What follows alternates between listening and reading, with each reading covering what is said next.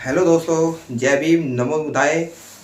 दोस्तों, आप सभी बहुजन समाज के साथियों को मनुस्मृति दहन दिवस की लख लख बधाइयाँ।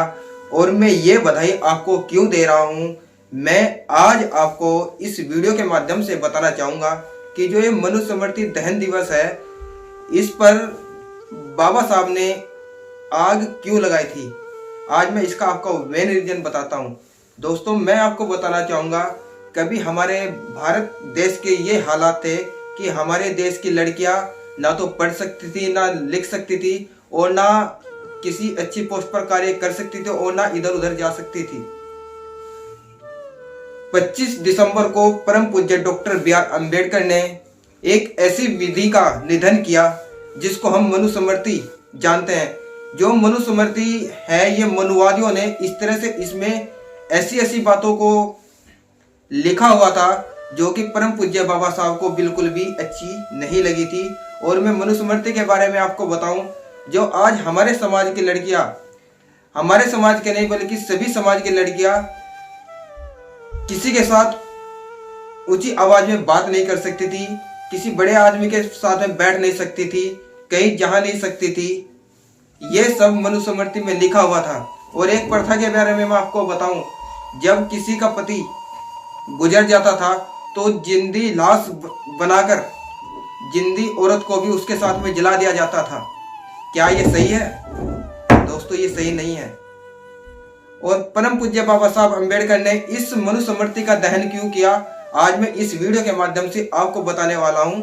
आप बिल्कुल भी इस वीडियो को स्किप ना करें, क्योंकि डॉक्टर बी.आर. अम्बेडकर ने, बहुजन समाज में जन्मे डॉक्टर बी.आर. अम्बेडकर ने हमारे समाज को नहीं बल्कि सभी धर्मों के लोगों को इस मनुस्मृति दहन करने के बाद एक वो उजागर ऊर्जा दी है, जिसके बारे में मैं आपको बताने वाला हूं। दोस्तों, जब डॉक्टर बी.आर. अम्बेडकर ने मनुस्मृति को देखा और उसको पढ़ा, और उसमें उन्होंने देखा कि जो महिलाएं हैं उनको बिल्कुल भी किसी प्रकार का अधिकार नहीं दिया गया है और महिलाओं को बिल्कुल दुरुस्त किया गया है। इस दुरुस्तता को दूर करने के लिए डॉक्टर बी.आर. अम्बेडकर ने मनुस्मृति का दहन किया। उस मनुस्मृति में लिखा था कि जब किसी पत्नी का पति मर जाता है तो उसको उसकी लाश के ऊपर जिस तरह से उसके मरे हुए पति को जलाया जा रहा है, उसी प्रकार से पत्नी को जलाया जाता था। क्या ये सही है? और स्त्रियां बिल्कुल भी किसी के सामने बोल नहीं पाती थी। स्त्री को डराया जाता था, भुखलाया जाता था, डराया जाता था। लेकिन डॉक्टर बी.आर. अम्बेडकर जी ने मनुस्मृति का दहन 25 दिसंबर को किया और उसमें महिलाओं को बहुत से अधिकार दिए। जैसे मैं आपको बताना चाहूंगा कि हमारे राज्य में, यूपी में, हमारी बहन कुमारी मायावती जी 4 बार मुख्यमंत्री रही है। तो ये किसी भगवान की देन नहीं। अगर ये देन है तो डॉक्टर बी.आर. अम्बेडकर के संविधान की, और बाबा साहब ने मनुस्मृति का दहन किया, ये उसकी देन है। यदि डॉक्टर बी.आर. अम्बेडकर मनुस्मृति का दहन नहीं करते, क्या हमारी बहन कुमारी मायावती 4 बार मुख्यमंत्री बनती? मैं आप सभी साथियों से पूछना चाहूंगा। आप सभी साथी मुझे कमेंट के माध्यम से बताइए। आज हमारे समाज की लड़कियां अच्छी अच्छी पोस्टों पर जाती है, जज, वकील, कलेक्टर बनती है। यदि यह मनुस्मृति हमारे भारत में लागू होती, क्या हमारे समाज की बेटियां कलेक्टर, पुलिस बनती? मैं आप सभी साथियों से पूछना चाहूंगा। यदि यह मनुस्मृति हमारे देश में लागू होती, क्या आज हमारे समाज की लड़कियां एक राज्य से दूसरे राज्य में जा सकती थी? नहीं जा सकती थी। आज हमारे समाज की लड़कियां बहुत अच्छी अच्छी सिंगिंग के माध्यम से, जैसे हमारी निशा बोस जी, सविता अम्बेडकर जी, ऐसी बहुत सी सिंगर हैं जो कि दूसरे राज्यों में जाकर बाबा साहब का प्रचार प्रसार करती है। यदि यह मनुस्मृति लागू होती, क्या वह प्रचार प्रसार बाबा साहब का करती और मिशन में बाबा साहब के बारे में लोगों को बताती? नहीं बताती। यदि आज हमारे समाज की लड़कियां किसी भी पद पर स्कूल में जाती हो या अच्छी पढ़ाई करती हो या एक राज्य से दूसरे राज्य में अपने पेपर देने के लिए जाती हो, तो ये किसी देवी देवता की देन नहीं है। अगर देन है तो परम पूज्य डॉक्टर बी.आर. अम्बेडकर जी की है। दोस्तों, अगर मेरी बात आपको सही लगे तो आप मुझे कमेंट के माध्यम से बताइए। और यदि आप मेरे YouTube चैनल से नए नए जुड़े हैं तो आप मेरे YouTube चैनल को सब्सक्राइब करके बहुजन समाज को उजागर करने के लिए हमारे चैनल को सब्सक्राइब करें और शेयर करें, ताकि यह जानकारी हर घर में पहुंचे और हर घर में हमारी जो बहन बेटियां उनको पता चले कि आज मैं हक अधिकार की अगर लड़ाई लड़ रहे हो या समानता का अधिकार किसने दिया है, तो ये किसी देवी देवता की देन नहीं, या तो परम पूज्य doctor B are Ambedkar ji की देन है। आज परम पूज्य अम्बेडकर जी का हमारे ऊपर इतना एहसान है कि हम कभी भी उनका कर्ज नहीं उतार सकते। आज हमारी समाज की लड़कियां अच्छी अच्छी पोस्टों पर जाकर बहुजन समाज में जो जिन बच्चों को पढ़ने के लिए पैसा नहीं है, उनके माँ बाप को पैसा देकर बच्चों को पढ़ाने के लिए पैसा देती हैं, और फिर वही नन्हे नन्हे बच्चे अच्छी अच्छी पोस्टों पर जाकर बाबा साहब का गुणगान करके मिशन मूवमेंट में काम करते हैं। जैसे हमारे गुरुजी मंजीत मेहरा जी हैं, जिन्होंने गवर्नमेंट नौकरी को भी ठुकरा डाला जब से उन्होंने बाबा साहब को पढ़ा है। क्योंकि हमारे गुरुजी मंजीत मेहरा जी को पता है कि यदि आज मैं समाज में समझाने के लिए निकलूंगा तो मेरे जैसे ना जाने कितने लोग समाज में निकलेंगे, और वह हमारी माताओं बहनों को समझाएंगे कि अगर आज आप हक अधिकार और समानता की लड़ाई लड़ने में आपका सबसे बड़ा सहयोग है तो doctor B are Ambedkar ji का है। यह बात हमको माननी पड़ेगी। और मनुस्मृति दहन दिवस की आप सभी साथियों को बहुत बहुत शुभकामनाएं। और मैं परम पूज्य अम्बेडकर जी का कभी भी अपने शब्दों से धन्यवाद नहीं कर सकता, क्योंकि उनके हमारे ऊपर बहुत उपकार हैं।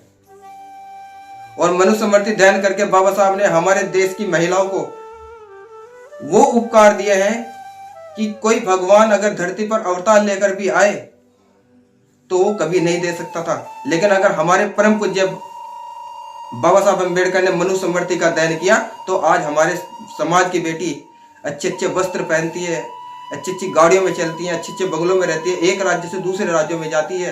तो ये देन अगर है तो डॉक्टर बी आर अम्बेडकर और बाबा साहब के संविधान की है, क्योंकि बाबा साहब ने मनुस्मृति का दहन 25 दिसंबर को किया था।